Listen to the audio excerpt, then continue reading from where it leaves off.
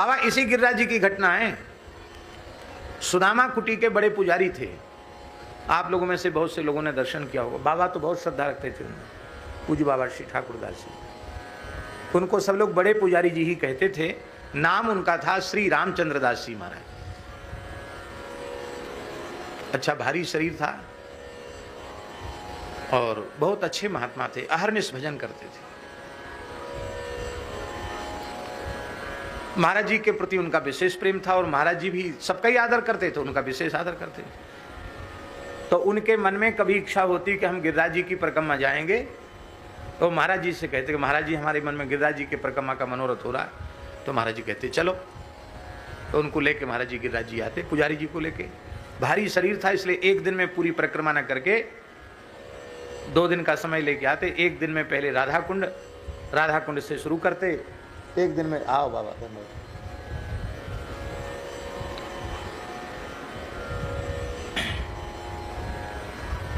जय जय श्री राधे।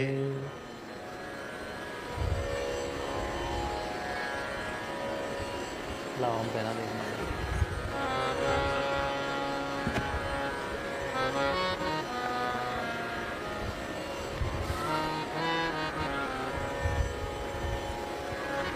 तो एक दिन चले जाते राधा कुंड की और दूसरे दिन चले जाते पूछरी वाली परिक्रमा। और पहले तो अखाड़े में रुकते थे, बाद में फिर उधर कनक भवन आश्रम में महाराज जी पुजारी जी को साथ लेके रुकने लगे। तो जैसे ही परिक्रमा करके आते तो महाराज जी गर्म पानी करके उसमें नमक डाल के, राम रस डाल के, और पुजारी जी को कुर्सी पे बिठा के भगोना में उनके चरण रख के सिकाई कर देते, तो उनको आराम मिल जाता। यदि पुजारी जी को बहुत संकोच, नहीं महाराज इससे बहुत आराम मिलेगा। तो एक दिन ऐसे ही पुजारी जी गिरिराज जी की परिक्रमा करने पधारे महाराज जी के साथ। और दूसरे दिन जब वो परिक्रमा करके पहुंचे, गिरिराज जी की परिक्रमा पूरी करके वृंदावन, तो संध्या का समय था। चटाई बिछा के उनके छत पर हमने धुलाई कर दी और चटाई, गर्मी का समय था तो चटाई बिछा दिया पुजारी जी के, वो लेट गए। तो कहते थे पंडित बच्चा पैर दबा, तो हम उनके चरण दबाते थे। तो उन्होंने एक बात कही, कहा देखो तुम अपना सामान्य सौभाग्य मत समझना। महाराज जी का स्मरण करके बोले कि जिन पूज्य भक्तमाली जी के चरणों में तुम हो वो भगवत प्राप्त संत तो हैं ही, इसमें संदेह नहीं है। वे ऐसे सामर्थ्यवान महापुरुष हैं कि जिस जीव को चाहें तत्काल भगवान का अनुभव करा सकते हैं। ये बात बड़े पुजारी जी ने कही और बोले अभी जो कल घटना घटी है उसको हम तुम्हें सुना रहे हैं। हम पूछे कि परिक्रमा कर रहे बड़े पुजारी जी और महाराज जी, तो ये अप्सरा कुंड है ना, अप्सरा कुंड से जब उधर जतिपुरा की ओर चले, भीतर की साइड में गिरिराज जी की तरफ, तो पुजारी जी थोड़े थक गए तो बोले हमने कहा कि थोड़ा बैठ लेते हैं, थोड़ा दर्द हो रहा घोंटू में, तो बैठ गए। वहां जहां बैठे तो वहां एक भक्त थे, एक भक्त परिवार वहां था, माने पति पत्नी और उनकी पुत्री। तो वो पति पत्नी आकर, बड़े पुजारी जी देखने में बड़े भव्य स्वरूप के लगते थे, ब्रह्मगांथी अचला बांधे हुए, श्वेत वस्त्र, श्वेत दाढ़ी, विशाल तिलक, तो वो महात्मा जैसे लगते। और महाराज जी की तो रहनी ऐसी थी, वेशभूषा ऐसी थी कि को देखने में लगते ही नहीं थे कि कोई महात्मा है, ऐसी साधारण सी वेशभूषा उनकी रहती थी। तो पुजारी जी तो ऐसे बैठे थे थोड़ी ऊंचाई पे, और महाराज जी नीचे भूमि में बैठे थे। तो उन्होंने पुजारी जी से ही उन माता पिता ने आकर प्रणाम करके कहा कि बाबा हम बहुत दुखी हैं, हमारी ये लड़की है, इसको पता नहीं क्या हो गया, दिन रात रोती रहती है, पढ़ने लिखने में बहुत तेज थी, अब श्री कृष्ण दर्शन की ऐसी व्याकुलता इसमें है कि 8-10 दिन से इसने कुछ भी खाया पिया नहीं, इसके प्राण न छूट जाएं, इसके लिए हम इसको ब्रज में लेके आए। अभी एकदम पागल जैसी हो गई, यहाँ से जाना नहीं चाहती है। वो कहती हमको दर्शन कराओ, तब हम, नहीं तो हम प्राण त्याग देंगे, हमको दर्शन कराओ, दर्शन कराओ। बाबा हम कई जगह लेके गए, लेकिन कौन इसकी इच्छा पूरी करे। हम बहुत दुखी हैं। अब हम बहुत दिन हो गए, हमको 7-8 दिन हो गए यहाँ ब्रज में, हम ज़्यादा दिन यहाँ रह नहीं सकते, हमको घर जाना पड़ेगा। ये ब्रज के ये जो है, अब तो बोले जाऊंगी तो मर के ही जाऊंगी, ऐसे तो जिंदगी जाऊंगी नहीं। हमारा मनोरथ पूर्ण होना चाहिए, प्रत्यक्ष दर्शन होना चाहिए। ये बहुत व्याकुल है। तो पुजारी जी ने बताया कि हमने कहा कि भाई हम तो साधारण महात्मा हैं, देखने में दर्शन ही जरूर हैं, पर ये बाबा जो है ना, ये बहुत सामर्थ्यवान संत हैं, ये कृपा कर दें तो इस लाली को दर्शन हो जाएगा। तो पुजारी जी ने जो घटना सुनाई, बोले उस लाली ने सुना, वो भी सुन रही थी बात। उसने जैसे ही महाराज जी को देखा, बोले हाँ मेरी आत्मा कह रही कि ये हमें श्री कृष्ण का दर्शन करा सकते हैं। और ऐसा कह के महाराज जी के चरणों में गिरी, वो बहुत जोर से रोई। पहले तो महाराज जी ने मना किया, अरे भाई भजन करो, ठाकुर जी चाहेंगे तो मिल जाएंगे, धैर्य रखो, ऐसे पैर नहीं पकड़ना चाहिए, माताओं को किसी पुरुष के साधु के पैर नहीं पकड़ना चाहिए, दूर से प्रणाम करना। महाराज जी यही कह रहे, वो कुछ सुन नहीं, खुद केवल रो रही चरण पकड़ के। ज्यादा विकलता देख के महाराज जी ने ऐसे सिर पे हाथ रखा उसके और ऐसे करके कहा, पैर छोड़, देखो गिरिराज जी के ऊपर कृष्ण बलराम गैया चरा रहे हैं, दर्शन कर।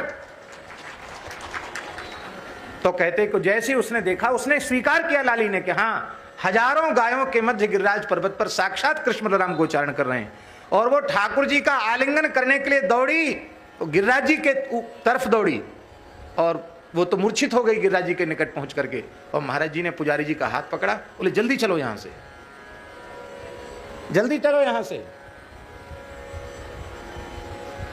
तो पुजारी जी ने कहा, मैंने अपनी आंखों के सामने देखा कि एक जीव का काम बन गया, साक्षात गिरिराज जी की तलहटी में गैया चराते कृष्ण बलराम का दर्शन हो गया।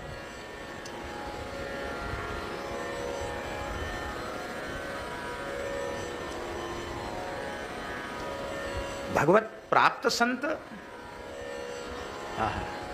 कलि विशेष पर चो प्रगट, आस्तिक हुए के चित धरो, उत्कर्ष सुनत संतन को, अचरज को जिन करो। इसलिए भगवान की प्राप्ति इस युग में कठिन नहीं है। सतयुग त्रेता द्वापर में भले ही कठिन हो, पर कलिकाल में भगवत प्राप्ति कठिन नहीं है, अत्यंत सरल है। आज भी ऐसे संत हैं जिन्हें भगवान का प्रत्यक्ष अनुभव हुआ है। आगे भी ऐसे संत धरती पर प्रकट होते रहेंगे जिनको भगवान का सर्वत्र अनुभव हुआ है। इसलिए इस बात में बिल्कुल कभी संदेह करना ही नहीं कि ठाकुर जी नहीं मिल सकते।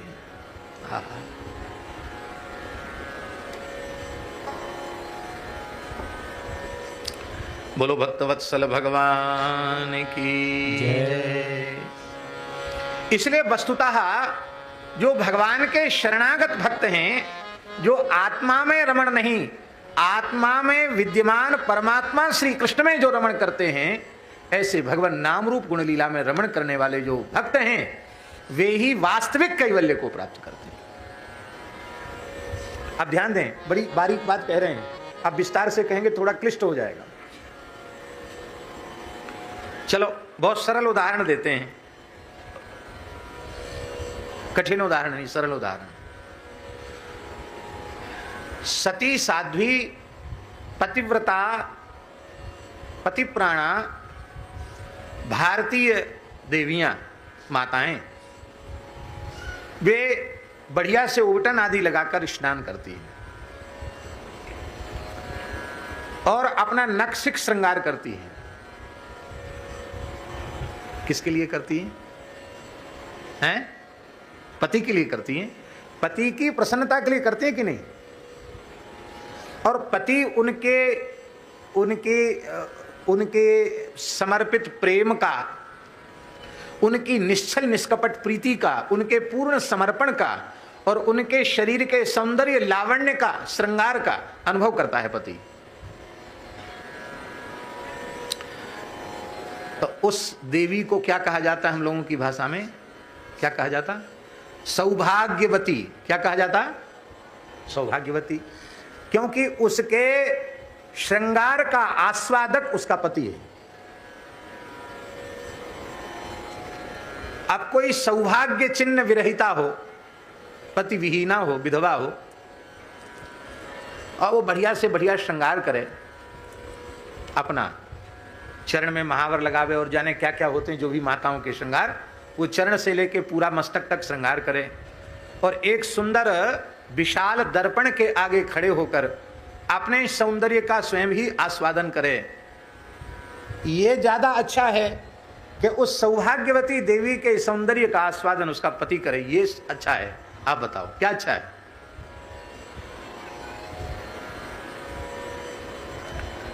तो भगवान का अनुभव न करना, केवल अपनी आत्मा में रमण करना और उसके आनंद का अनुभव जो ज्ञानी लोग करते हैं, वो विधवा के श्रृंगार का, जैसे विधवा अपना श्रृंगार करके दर्पण में अपने ही रूप को निहार करके मुग्ध होती है, वो वैसा है।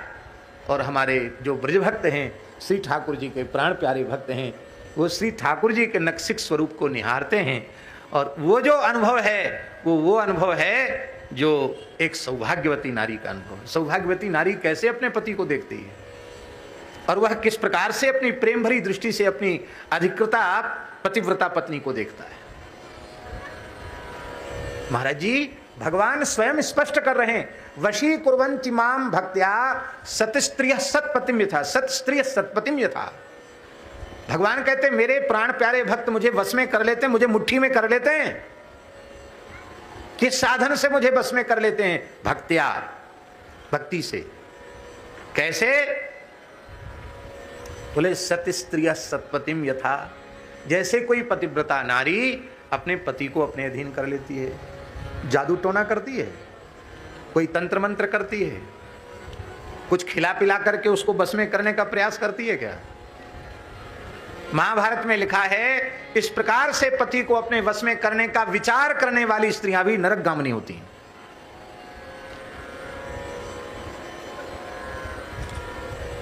इसलिए भैया ठाकुर जी का और ठाकुर जी के प्राण प्यारे जनों का ऐसा संबंध है जैसे किसी सदाचारिणी पतिव्रता नारी का एकमात्र पति उसके अधीन होता है, ऐसे ही प्रत्येक प्रेमी भगवान के लिए एकमात्र प्रिया के जैसा ये है। इसलिए आत्मानंद के अनुभव की अपेक्षा आत्मा में भी जो व्याप्त परमात्मा है उसमें रमण करना, इसी को हमारे आचार्यों ने श्रेष्ठ माना है।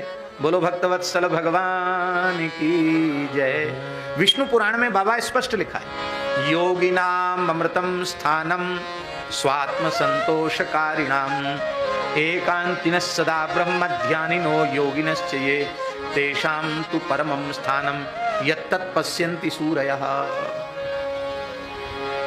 योगियों का स्थान क्या है? विष्णु पुराण में भगवान व्यास कह रहे हैं योगियों का स्थान है। क्या है योगियों का स्थान? बोले अमृत स्थान है। वो मुक्तावस्था में तो रहते हैं, इसमें कोई बात नहीं है, लेकिन वो प्रकृति मंडल में ही रहते हैं।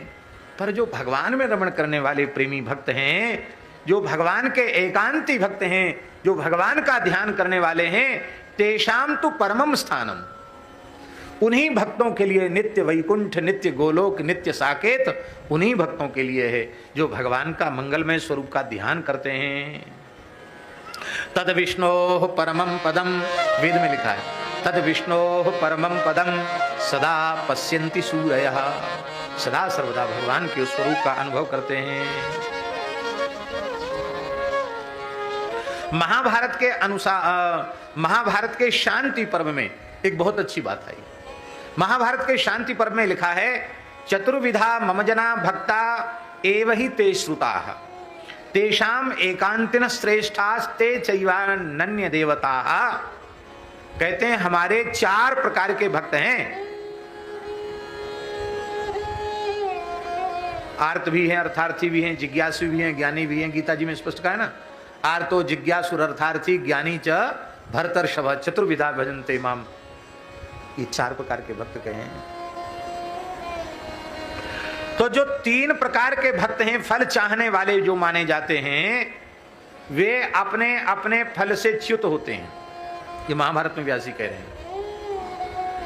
किंतु जो साक्षात भगवान की उपासना करते हैं, ज्ञानी भक्त हैं, वो मोक्ष को प्राप्त करते हैं। कौन? बोले जो भगवान के परमई कांति भक्त हैं, अनन्य भक्त हैं। चैवानन्य देवता, भगवान ही जिनके एकमात्र आराध्य उपास्य। कैसे? जैसे पतिव्रता नारी। पतिव्रता नारी अपने सास ससुर का भी आदर करती है। किसके संबंध से? पति के संबंध से। जेठ का भी आदर करती है, देवर का भी आदर करती है, और कोई घर में अतिथि आ जाए तो उनका भी आदर सत्कार करती है। किस संबंध से करती है? पति संबंध से। पर आदर सबका करती है, पर पति स्थान पर केवल पति ही होता है। ऐसे ही भगवान का ही परिकर देवी देवता हैं।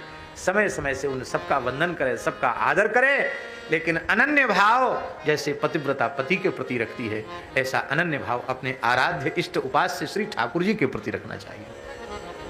हाँ, अब इसमें एक बात हम बड़ी विनम्रता पूर्वक आपसे कह रहे हैं कि अनन्यता का अर्थ भगवत स्वरूप में ही भेद करना नहीं है। कई बार ये बड़ी भारी भूल हम लोगों से हो जाती है। हम लोग अज्ञानी है ना, अध कचरे हैं, तो भगवत स्वरूपों में ही भेद बुद्धि करने लग जाते हैं। यह अनन्यता का अर्थ नहीं है। भगवत स्वरूपों में भेद करना, किसी को बड़ा किसी को छोटा बताना, किसी की निंदा करना, उपेक्षा करना, ये तो अनन्यता के नाम पर किया गया अपराध है।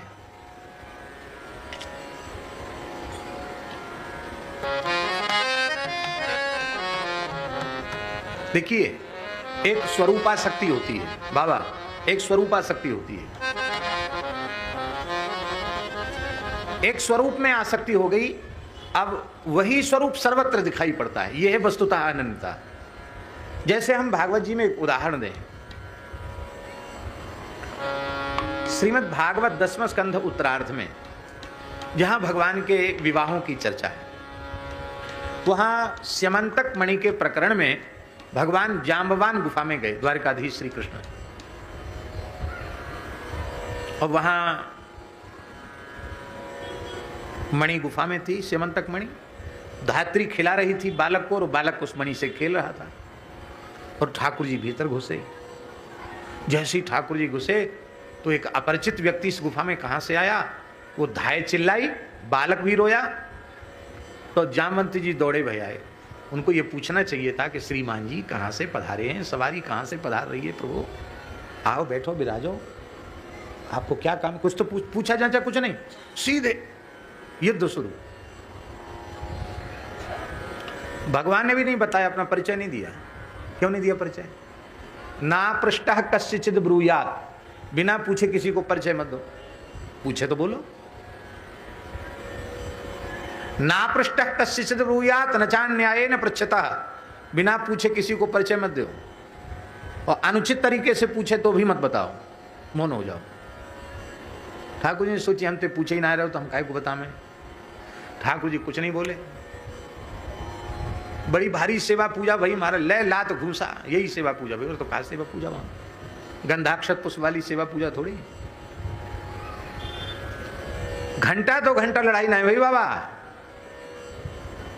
27 दिन 27 रात्रि पर्यंत युद्ध हुआ, द्वंद्व युद्ध, भयंकर युद्ध। जैसे अखंड मानस, अखंड कीर्तन, अखंड ज्योति है, खंडित ना होए, ऐसी अखंड युद्ध हुआ। खाने सोने पीने का कोई होश नहीं, कोई काम नहीं, 24 घंटे युद्ध, 27 दिन 27 रात तक युद्ध चला। कोई कमजोर नहीं पड़ रहा। ठाकुर जी तो कमजोर काहे को पड़े, और जामवंत जी महाराज भी कमजोर नहीं पड़ रहे।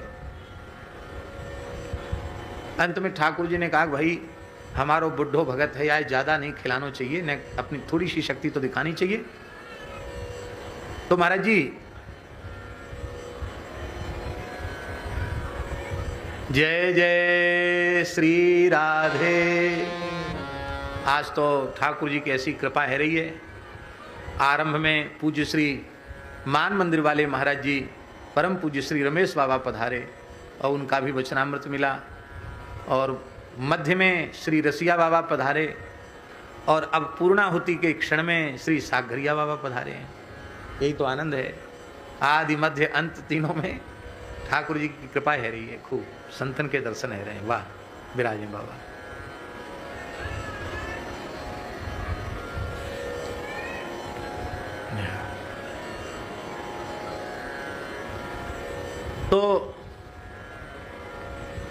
ठाकुर जी ने बाबा केवल एक ही घूंसा जमाया।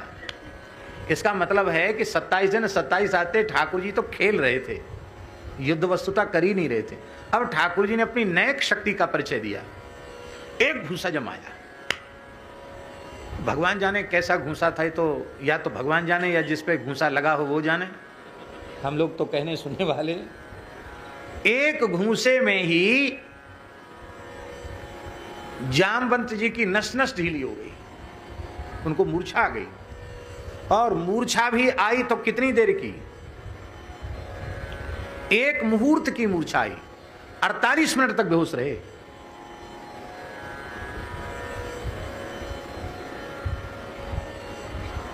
अब ठाकुर जी उठे, अब जामवंत जी उठे और बोले प्रभु मैं आपको पहचान गया। कितने दिन बाद पहचाने? बोले हाँ एक घूंसे में ही पहचानेगी। आप कौन हो? तो बताओ मैं कौन हूं। अभी परिचय पूछा थोड़ी ठाकुर जी से कि आप कौन हो। बोले हम पहचान गए आप कौन है, बताओ। धन्य है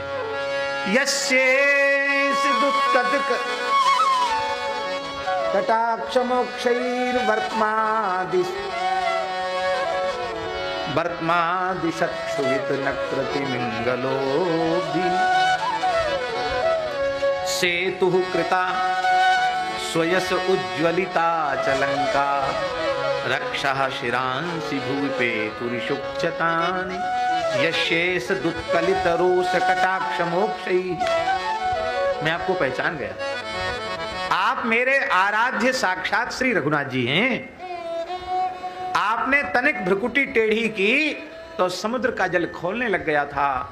आपकी बाण वर्षा से दशग्रीव त्रिलोक विजयी रावण के सिर कट कट कर गिरने लग गए, राक्षसों के मस्तक कटने लगे। वही मेरे आराध्य प्रभु श्री राम आप हैं। मैं आपको पहचान गया प्रभु। अब देखो ठाकुर जी चतुर्भुज रूप में सामने ठाणे हुए। द्वारकाधीश स्वरूप चतुर्भुज स्वरूप है।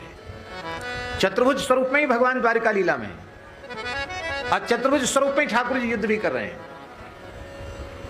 चतुर्भुज स्वरूप में द्वारकाधीश श्री कृष्ण खड़े हैं, पर स्वरूपा शक्ति इसको कहते हैं कि श्री कृष्ण सामने खड़े हैं पर उनके नेत्रों में रघुनाथ जी का रूप ऐसा बसा हुआ है, उन्हें धनुष्वाण लिए रघुनाथ जी का दर्शन हो।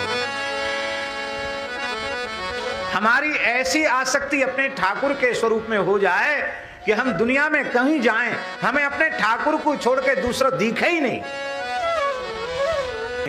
निष्काम भक्त हैं, प्रेमी अनुरागी भक्त हैं, वे फल काम वाले नहीं हैं।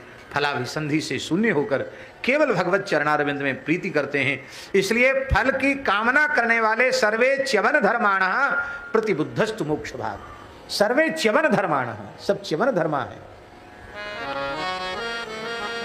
च्यवित होने वाले, नीचे गिरने वाले। किंतु जो निष्काम प्रेमी भगवान के भक्त हैं वो तो भगवान को ही प्राप्त होते हैं। वो भगवान का अनुभव कर लेते हैं। इसलिए स्वतंत्र आत्मा का अनुभव करने वाले जो हैं, अभी इसी बात की हम चर्चा कर रहे थे, एक आत्मानुभव और एक आत्मा के भीतर विराजमान परमात्मा का अनुभव। तो स्वतंत्र आत्मानुभव करने वाले जो है वह क्या प्राप्त करते हैं? बोले स्वतंत्र आत्मानुभव करने वालों का जो अनुभव रूप कैवल्य है वो प्रकृति मंडल में ही प्राप्त हो जाता है। क्यों? प्रकृति मंडल से उनको बाहर जाने, बाहर भीतर का भेद खत्म हो गया। अब जब सर्वम खलविदम ब्रह्म हो गया तो बाहर भीतर का भेद क्या रह गया? किंतु जो भगवान के प्रेमी अनुरागी भक्त हैं उनको जो मोक्ष प्राप्त होता है वो प्रकृति के भीतर वाला प्राप्त नहीं होता। क्यों? प्रकृति से विलक्षण, प्रकृति से परे विरजा, और विरजा स्नान के अनंतर वो भगवान के नित्य धाम को प्राप्त करके श्री ठाकुर जी का नित्य कैंकर्य प्राप्त करते हैं।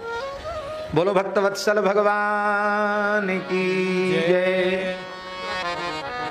इसलिए जितेन्द्रियश्चात्मरतो बुधो सकृत सुनिश्चितम नाम हरेरनुत्तमम अपार संसार निवारण क्षमम समुच्चरन समुच्चरेद वैदिकमाचरन सदा।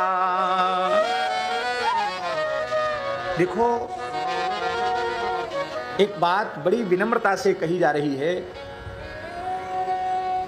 साधक को अजितेंद्रिय नहीं होना चाहिए, साधक को जितेंद्रिय ही होना चाहिए। यदि वह विरक्त पथ का पथिक है, वैराग्य के पथ का पथिक है, निवृत्ति मार्ग का पथिक है, तो उसको धन मात्र और स्त्री मात्र के आकर्षण का विष के समान त्याग करना चाहिए। और एक महान संयमी सदाचारी संतों का जैसा जीवन होता है, वैसा जीवन जीने का प्रयास उसे करना चाहिए। और यदि कोई प्रवृत्ति मार्ग में रहकर भगवान का भजन कर रहा है, गृहस्थाश्रम में रह के भगवान का भजन कर रहा है, तो परधन और परस्त्री के आकर्षण का विषवत त्याग करते हुए, एक गृहस्थोचित धर्म का पालन करते हुए, ये उसके लिए जितेंद्रियता है। साधु की जितेंद्रियता अलग प्रकार की है और गृहस्थ की जितेंद्रियता अलग प्रकार की, वो भी जितेंद्रिय है। जो स्वदार निरत है, केवल पितृ ऋण से मुक्ति की कामना से और ऋतु कालाभिगामी है, उसको ब्रह्मचारी ही कहा गया है, उसे अजितेंद्रिय नहीं कहा गया।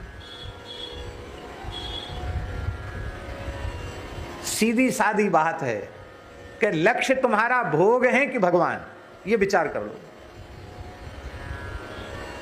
इसमें किसी जाति की बात है ही नहीं कि ब्राह्मण के लिए है कि चांडाल के लिए है, न किसी वर्ण की बात है, न किसी आश्रम की बात है। यदि तुम मनुष्य हो और ये पता चल गया है कि मनुष्य देह की प्राप्ति का एकमात्र फल है भगवत चरणारविंद की प्राप्ति, ये बात यदि तुम्हारी समझ में आ गई है, तब विचार कर लो कि तुम्हारा लक्ष्य अभी भोग बने हुए हैं कि श्री ठाकुर जी के चरण कमलों की प्राप्ति तुम्हारा लक्ष्य बन पाई है। जितेंद्रियता बहुत जरूरी है। बाबा बहुत दिव्य रस है और घड़े में उसको रखा गया है। घड़ा भी कोई मिट्टी का सामान्य घड़ा नहीं है, मणियों से जटित स्वर्णमय घट है। आप विचार करो।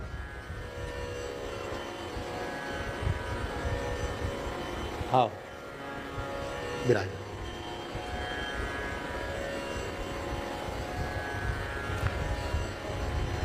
श्री वृंदावन बिहारी लाल की जय।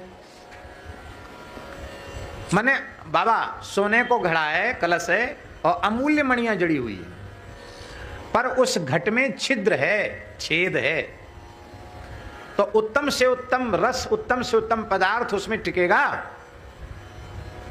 उसका क्षरण हो जाएगा। आप चाहे जितनी साधन संपत्ति से युक्त हो जाओ, सोने के घड़ा ही क्यों ना बन जाओ, हीरे जवाहरात जड़े हुए हैं तुम्हारे जीवन में, लेकिन यदि जितेंद्रियता नहीं है तो घड़े में छेद है, फिर वो न ज्ञान का, वैराग्य का, भक्ति का रस भीतर टिकेगा नहीं, ठहरेगा नहीं। जितेंद्रियता जरूरी है। रामकृष्ण परमहंस देव, जो ठाकुर रामकृष्ण परमहंस देव जी, उनके वचनामृत में एक बात हमने बार बार सुनी। वो कहते हैं कि विरक्त साधक को तो संसार से सर्वथा असंग होकर, अंतर्मुख होकर साधन करना चाहिए, किंतु गृहस्थ व्यक्ति को भी थोड़ा थोड़ा समय ऐसा निकालना चाहिए कि प्रवृत्ति से छूटकर अकेला भाग जाए, जंगल में एकांत में कहीं चला जाए और वहां 8 दिन 10 दिन एकदम मौन होकर एकांत में भजन करे। इस बात पर ठाकुर रामकृष्ण परमहंस देव ने बहुत जोर दिया।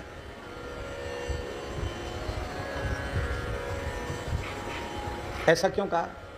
ऐसा इसलिए कहा कि धीरे धीरे वह एकांत सेवन का, संसार से असंग होने का, जितेंद्रियता का अभ्यास करेगा, तो वह अभ्यास एक समय आने पर काम आएगा। और एक समय आएगा कि भैया बरबस राज सुतेंद्र पदीना, नारी समेत गवन बन कीना, भैया तुम पे संभरे तो संभारो, हम तो वृंदावन जा रहे हैं, हम तो गिरिराज जी की तलहटी में रहेंगे, भैया तो तेरो काम तुम जानो, हमने जो किया था सो समेट लिया, अब तुम फैलाओ तो तुम समेटो। बोलो भक्तवत्स, फैलाना क्या है, समेटना क्या है? ब्याह करना ही फैलाना है, और बच्चे बच्चे पैदा करना, ये सब फैलाना है। और बेटा का बेटा हो गया, अब बेटा का बेटा हो गया, इसका मतलब क्या है? बेटा का बेटा जब होता है पौत्र, तो वो क्या कहता है, क्या बोलता है?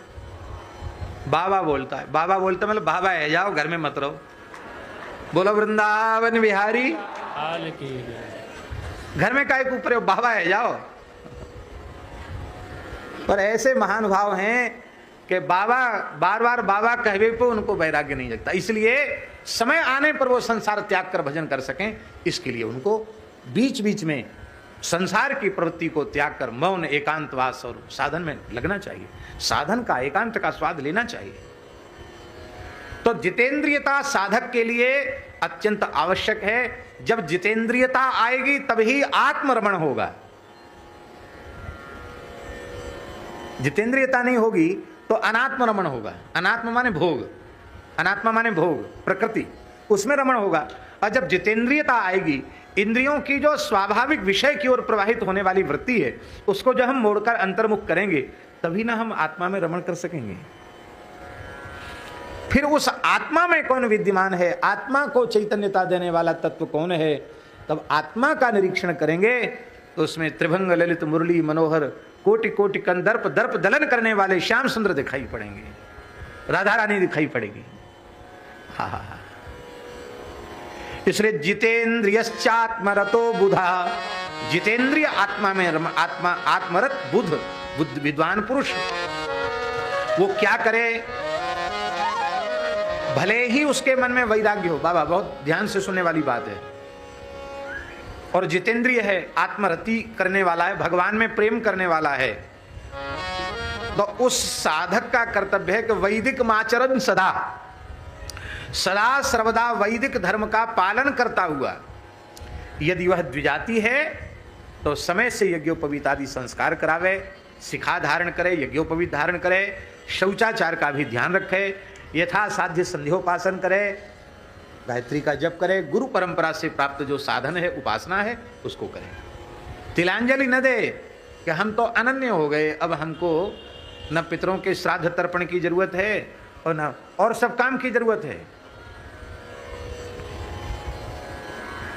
संसार के किसी भी व्यवहार को हम छोड़ते नहीं हैं, उसको तो बड़ी सावधानी से करते हैं। और वैदिक धर्म के आचरण में अपने है तो हमारा अपना प्रमाद, पर उस प्रमाद को अनन्यता का स्वरूप दे करके हम कहते नहीं, हमें अब संध्या, गायत्री, जनेऊ, चोटी सबकी कोई जरूरत नहीं रह गई। क्यों? अरे तुमने सुना नहीं है, रैदास जी कहते मन चंगा तो कठौती में गंगा। अरे भले आदमी भजन करते नहीं, मनमाना खाते पीते हो, अखाद्य खा रहे हो, अपे पी रहे हो, दिन चढ़े तक सो रहे हो, ये सब जो उठपटांग काम कर रहे हो विमुखता के, इनसे तुम्हारा मन चंगा होगा और तब तुम्हारी कठौती में गंगा आएगी। रैदास जैसा मन तो करो। अनुत्तम माने क्या होता है? अनुत्तम का अर्थ होता है जिससे उत्तम और कोई हो ही ना। सबसे उत्तम कौन है? भगवान है। उत्तम पुरुषस्त्वन्य परमात्मेत्युदाहृता, भगवान सबसे उत्तम है। सबसे बड़े भगवान, सबसे उत्तम भगवान। अब प्रश्न उठा कि भगवान से उत्तम क्या है? भगवान से उत्तम क्या है? ब्रह्म राम ते नाम बड़ा वरदायक वरदान, रामचरित सतकोटि महलिय महेश जिय जान। भगवान से भी श्रेष्ठ भगवान का नाम। बाबा कृष्णावतार की लीला में, ब्रज लीला में,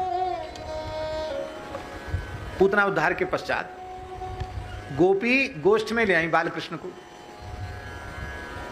और गोष्ठ में लाए के गोमूत्रेण स्नापयित्वा पुनर्गो रज सार्वकम रक्षाम चक्रुश्च शकृता द्वादशांगे सुनाम भी। बालकृष्ण को गोबर गोमूत्र से स्नान कराया, गौ माता की चरणरज श्रीअंग में लगाई और गैया की पूंछ से झाड़ो देवे लगी। एक बाबा हमने प्राचीन चित्र देखो, राजस्थान शैली का, एक अपने पुष्टि मार्गी वैष्णव थे, उनके घर में था चित्र।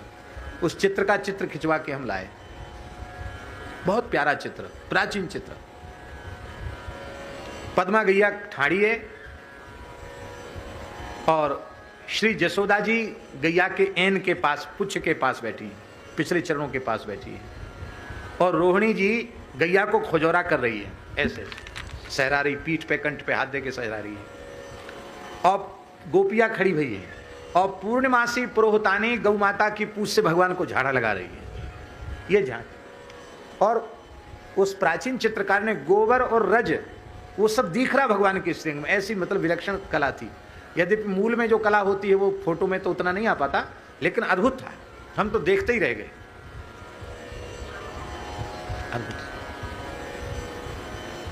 भगवान की झाड़ फूक होने लगी। अव्यादजोंग्रि मणिमास्तव जान्वथोरु यज्ञोच्युतक कटितटम जठरम हयास्या हृत्केशवस्त्वदुर ईश इनस्तु कंठम विष्णुर्भुजम मुखमुरुक्रम ईश्वरक्कम इत्यादि मंत्रों से भगवान को झाड़ा लगाने लगी पूर्णमासी पुरोहितानी।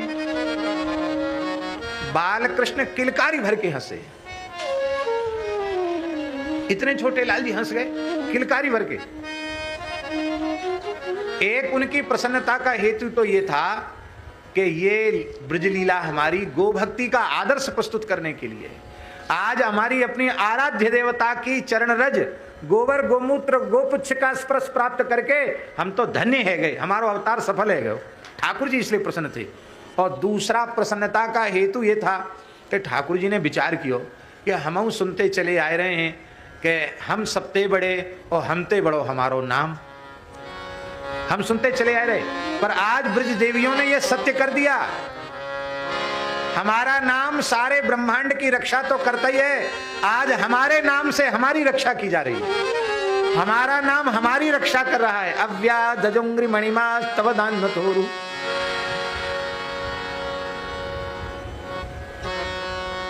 आज भगवान मणिमान भगवान ईश्वर अमुक भगवान, भगवान का एक एक नाम ले रही है और उन नामों से भगवान के द्वादशांगेषु नाम भी 12 अंगों में भगवान के 12 नामों को लेकर भगवान की झाड़ फूक कर रही। तो गोपियों ने प्रमाणित कर दिया कि श्री कृष्ण सबकी रक्षा तो नाम करता है, तुम पे विपत्ति है तुम्हारी रक्षा तुम्हारो ही नाम करे। इसलिए वैष्णव का धर्म है कि भगवान नाम की तुलना किसी साधन से न करे। वैदिक आचरण सदा वो तो करना भगवान की प्रसन्नता के लिए करना है, लेकिन अमुक साधन की तुलना भगवान के नाम से ये कभी सहन ही न करे, स्वीकार ही न करे। भगवान का नाम सर्वोपरि, सर्वोपरि है भगवान का नाम। अब देख लो बाबा,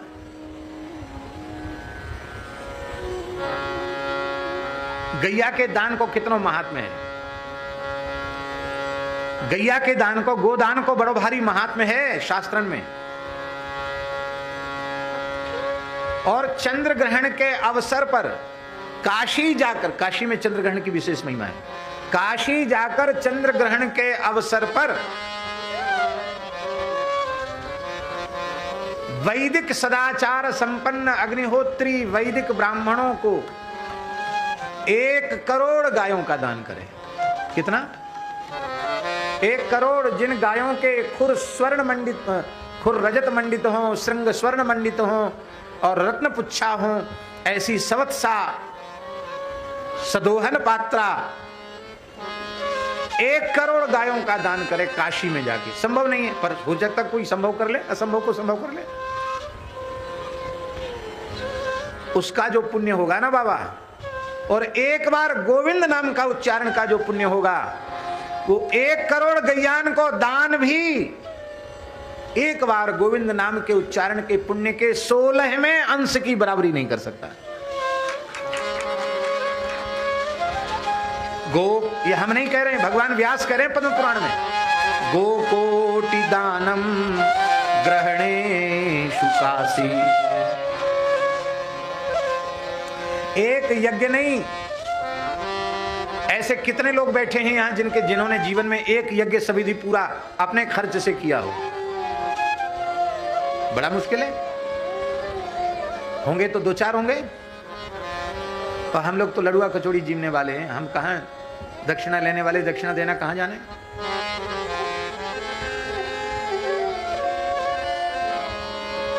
10,000 यज्ञ करे सविधि, ब्राह्मणों को प्रचुर दक्षिणा दे, अभ्यर्थ स्नान करे, उन 10,000 यज्ञों का जितना पुण्य होगा, और एक बार गोविंद नाम का उच्चारण करे तो एक बार गोविंद नामोच्चारण के पुण्य की 16वें अंश की बराबरी 10,000 यज्ञ नहीं कर पाएंगे। स्वर्ण दान की बड़ी भारी महिमा है। सुमेरु पर्वत के समान स्वर्ण राशि कोई दान कर दे, लाखों योजन ऊंचा जो है, संभव है? 10-5 तोला सोना दान करने वाले भी मुश्किल को मिलेंगे।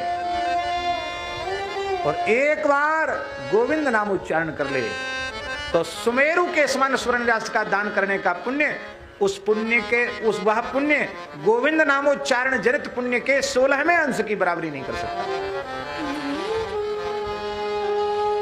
यज्ञायुतम मेरु सुवर्ण दानम, और प्रयाग में माघ महीना में जाके, एक कल्प नहीं, माघे प्रयागे शतकल्पवासी, 100 कल्पवास कर सकते हैं हम। आप कितने तो बीत गए जीवन के, आपका 100 साल जिएंगे, और जिएंगे तो क्या इस लायक रह जाएंगे कि वहां कल्पवास के नियमों से रहकर कल्पवास करें? प्रयाग में 100 कल्पवास करें और एक बार गोविंद नाम उच्चारण कर लें तो गोविंद नामना न भवे चतुल्यम, गोविंद नाम की समता नहीं।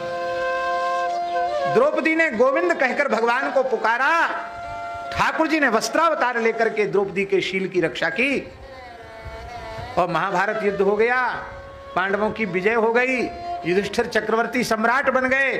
ठाकुर जी से पूछा, आप कुछ कहिए, अपना कुछ उद्गार व्यक्त कीजिए। अपार संसार निवारण में समर्थ भगवान का नाम है, इसलिए समुच्चरित अनुत्तमम, जिस नाम से बढ़कर इस विश्व ब्रह्मांड में और कुछ भी नहीं है। भगवान भी जिस अपने नाम के आगे हल्के हो जाते हैं। नारद जी ने सोचा कि द्वारिकावासी कृष्ण की महिमा तो समझते हैं, कृष्ण नाम की महिमा नहीं समझते, भजन नहीं करते हैं। नारद जी आ गए, मन का अवतार हैं ठाकुर जी। सत्यभामा जी के यहाँ आए और सत्यभामा जी ने बहुत प्रेम से नारद जी की पारिजात के पुष्पों से नारद जी की पूजा की, उनको माला पहनाई। बोले महाराज, गुरु महाराज, बड़ी दया आपकी, आप पधारे तो हमारे आंगन में कल्प वृक्ष लग गया, पारिजात लग गया, उसके फूलों से भगवान का श्रृंगार, आज आपका भी पूजन करने का अवसर मिला। अब ऐसी कृपा और कर दो कि श्री कृष्ण से कभी बिछोह ना हो, वियोग ना हो। नारद जी तो लीला करने पधारी थे। नारद जी बोले कि हाँ हाँ, जिस वस्तु का किसी सुपात्र को दान किया जाता है वही वस्तु दूसरे जन्म में मिलती है। जो कुछ हमने दिया था वही हमको मिला है, जो दोगे वही मिलेगा। तो श्री कृष्ण से कभी वियोग नहीं होगा यदि तुम किसी सुपात्र को श्री कृष्ण का दान कर दो। सत्यभामा जी बोली, बात तो आपकी ठीक है, पर हम सुपात्र खोजवे कहाँ जाएं? नारद जी बोले, वैसे हम तो विरक्त महात्मा हैं, अहो नारद धन्योसी विरक्ता नाम शिरोमणि, और विरक्त बाबाजियों को किसी का दान दक्षिणा संकल्पित लेना नहीं चाहिए। पर श्री कृष्ण का दान यदि मिले तो हम राजी हैं, हमसे बढ़िया सुपात्र कहाँ मिलेगा कोई? हाँ महाराज, ये तो बिल्कुल सही है, आपके जैसा सुपात्र कहाँ मिलेगा? तो सामग्री, बोले कोई सामग्री नहीं, कमंडल में हमारे जल है, बस हाथ में हाथ ले लो। तो सत्यभामा जी बेचारी भोरी भारी, और ठाकुर जी का हाथ अपने हाथ में ले लिया। भगवान नारद जी ने जल डाला सत्यभामा जी के हाथ पे, और नारदाय तुभ्यम हम संप्रददे कह के जैसे ही दिया, जल गिरा नारद जी के हाथ में। नारद जी तो लीलाधारी, नारद जी ने अपनी वीणा ठाकुर जी को थमा दी। बोले चलो। ठाकुर जी मुस्कुराते हुए चल पड़े। सत्यभामा जी बोले, कहाँ जा रहे हैं अजी? बोले इनसे पूछो। कहा महाराज, इनको कहाँ ले जा रहे हो? अरे बोले वाह, कोई यजमान गैया का दान करता है तो गैया जिस ब्राह्मण को देता उसके साथ गैया जाती है, दाता के पास थोड़ी रहती है। अब तुमने दान कर दिया श्री कृष्ण का, तो श्री कृष्ण तुम्हारे पास नहीं रहेंगे, तो हमारे संग, तो ना मेरे संग जाएंगे। प्राप्ति जो हमने कही ना कि अगले जन्म में मिलेगा, अरे वो तो इस जन्म के तो छूट रहे हैं, अगला जन्म देखो कौन नहीं। नारद जी बोले, भाई ये तो ठीक नहीं है, दी हुई वस्तु फिर घर में नहीं रहनी चाहिए। सत्यभामा जी रोने गाने लगी। बोले बाबा और कोई उपाय बताओ, हम तो मर जाएंगे, इनके बिना जी नहीं सकते। तो नारद जी तो लीला करने पधारे थे। नारद जी बोले, देखो ऐसा है देवी, हमारे यहाँ शास्त्र में एक विधि और है, इनकी बराबरी का धन मिल जाए तो ठीक है। वैसे तो हमें धन की जरूरत नहीं है, लेकिन शास्त्र में ऐसी विधि है, निष्क्रय भूत द्रव्य देने से दान पूर्ण हो जाता है। तो श्री कृष्ण की का मूल्य दे दो। तो धनी बाप की बेटी थी सत्यभामा, स्यमंतक मणि थी, 8 बार सोना दे, बहुत सोनी सोना था। उन्होंने कहा नारद जी सोने की चर्चा मत करो, इनको जितने वजन है ना उससे 10-20 गुना ज्यादा, 100 गुना 200 गुना ज्यादा तोल देंगे। नारद जी बोले, हम संतोषी महात्मा हैं, हमको तो इनके बराबर का चाहिए, ज्यादा चाहिए ही नहीं। उन्हें सारा धन रख दिया पलड़े पर पर ठाकुर जी का पड़ला जमीन छोड़े ही नहीं, वो धन वाला पड़ रहा हिले ही नहीं, उधार मांग मांग के भी दे रख दिया, कुछ नहीं हुआ। बोले इतना ही ले लो। नारद जी बोले हम ऐसे मूर्ख थोड़ी हैं, अरे कांटा नेक इधर उधर रहे तो कोई बात नहीं, अब यहाँ तो कुछ हुआ ही नहीं, ठाकुर जी का पल्ला तो जमीन पर चिपका हुआ है और तुम्हारी संपत्ति वाला ऊपर झूला आसमान में, ऐसा लेके हम क्या करेंगे? थोड़ा बहुत डांडी इधर उधर हो तो चलेगा, अब क्या करें? तो समस्या बहुत भारी है। सब द्वारिका में हाहाकार मच गया, नारद जी ठाकुर जी को ले जा रहे हैं, क्या करें? तब नारद जी ने कहा देखो आप लोग सबके प्राण श्री कृष्ण हैं, श्री कृष्ण को कोई नहीं छोड़ना चाहता। देखो ऐसा करो, आप लोगों ने जीवन में बहुत से दान पुण्य तपस्या सब कुछ करिए, उस सब जीवन भर के दान पुण्य तपस्या आदि साधनों के पुण्य फल का संकल्प करके डाल दो, शायद हो सकता है बराबरी हो जाए। लोगों ने कहा ठीक है, सबने अपने अपने दान पुण्य जीवन भर के किए गए, सबका संकल्प कर दे, फिर भी पल्ला हिला ही नहीं। अब तो बड़ी भारी समस्या है। सब लोग आए थे पर रुक्मिणी जी नहीं आई थी उस पूरे प्रकरण में। तो नारद जी ने कहा कि अब देखो देवी और किसी से पूछ लो। किससे पूछें? बोले तुम्हारी बड़ी है ना रुक्मिणी, उनसे पूछो। रुक्मिणी जी के पास रोती हुई गई। सत्यभामा जी बोले इतना बड़ा कांड हो गया द्वारिका में और सब रोग आ रहे हैं, पूरा दिन से सब परेशान है, अब सूर्यास्त होने वाला है, आप चुपचाप बैठी? बोले हाँ हम भी सुन रहे हैं कि कुछ हो रहा है द्वारिका में, क्या बात है, सारी बात बताइए।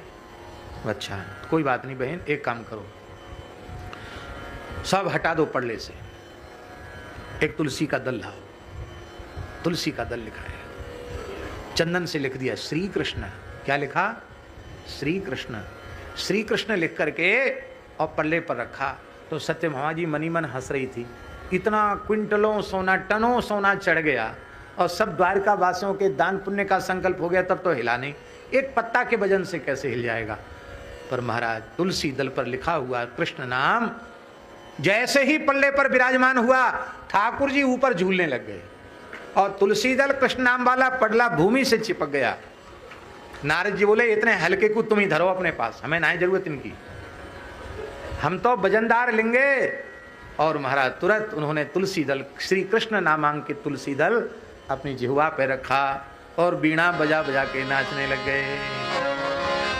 इस श्लोक में समुच्चरण, बहुत से लोग कहते हैं कि मन में ही जपो, बाहर किसी को पता मत चलने दो, अच्छी बात है, हम उसका निषेध नहीं करें, मानसिक जप का निषेध नहीं है, पर यहाँ आचार्य चरण कीर्तन की बात कर, समुच्चरण माने संकीर्तन, नाम संकीर्तन, इसका आशय क्या है? समुच्चरण देखो, पहली बात तो ये है कि आरंभिक साधना काल में, माने आरंभिक अवस्था का जो साधक है वो अधिक समय तक मानसिक नाम जप नहीं कर सकता। जो लोग कहते हैं हम मानसिक करते हैं, उनको पूछो कि ईमानदारी से बताओ कि मानसिक जपने का तुम अभ्यास तो कर रहे हो, लेकिन नाम में और नामी के स्वरूप में वृत्ति कब तक लगती है? तो ये कहना कठिन हो जाएगा और बार बार प्रमाद भी होता है, छूट गया छूट गया छूट गया। अथवा नाम जप हो भी रहा है तो नाम जप करता को उसका लाभ हो रहा है, पर जब वह भगवान के प्रेम में विभोर होकर कीर्तन करता है नाम का, भगवान के नाम का संकीर्तन करता है, उच्च स्वर से भगवान के नाम का उच्चारण करता है, तो भीतर से भगवान का स्मरण, कानों से भगवान के नाम का श्रवण और जिह्वा से भगवान के नाम का कीर्तन, तीन तीन गुनी भक्ति, स्मरण भक्ति, श्रवण भक्ति और कीर्तन भक्ति, त्रिगुणित तो भक्ति हो गई, तीन गुनी तो भक्ति हो गई, कीर्तन करने से भक्ति तिगुनी हो गई। और सबसे ऊंची बात यह है कि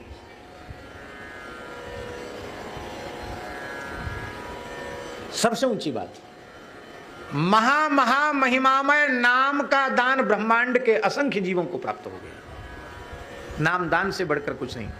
असंख्यों ऐसे जीव हैं जो हमारी इन आंखों से दिखाई नहीं पड़ते हैं। आप सूक्ष्मदर्शी से देखो तो सब वो जीव दिखाई पड़ेंगे, पूरे वायुमंडल में व्याप्त जीव दिखाई पड़ेंगे, जल में कीड़े दिखाई पड़ेंगे, सब जगह आपको जीव दिखाई पड़ेंगे, असंख्य जीव हैं।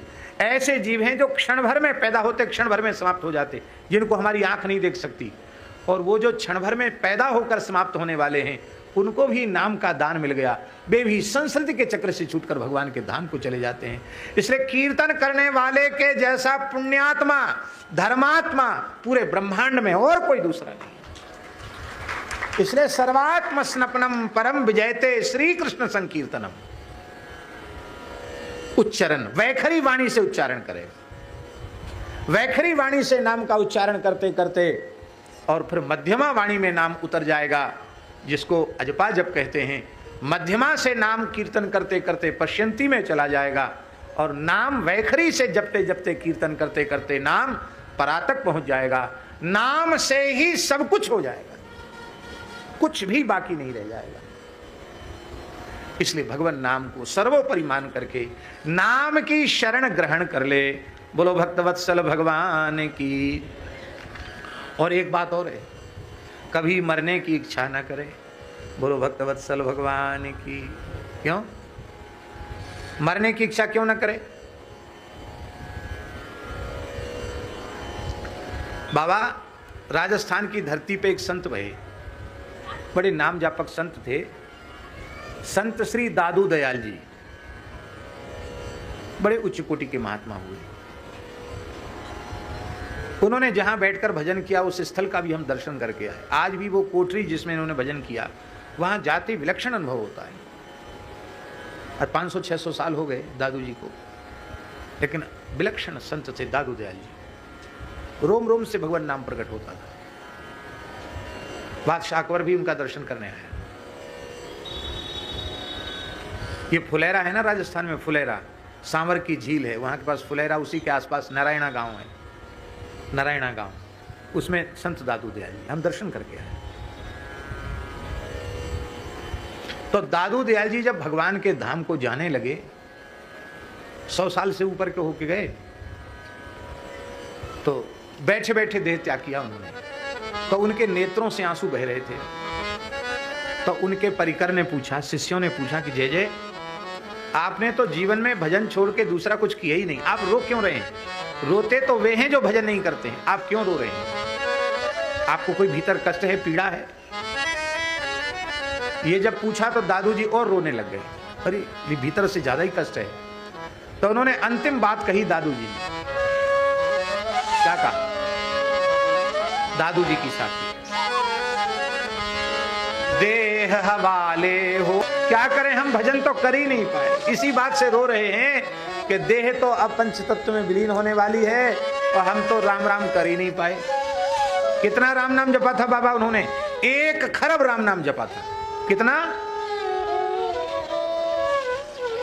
100 करोड़ का 1 अरब और 100 अरब का 1 खरब। 1 खरब नाम जपने वाला महात्मा रो रहा है, हमने राम राम नहीं जपा।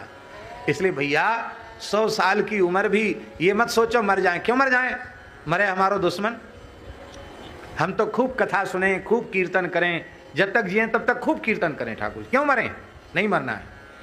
पता नहीं ये शरीर फिर मिला ना मिला, ना जाने या श्वास को आवन होए ना होए।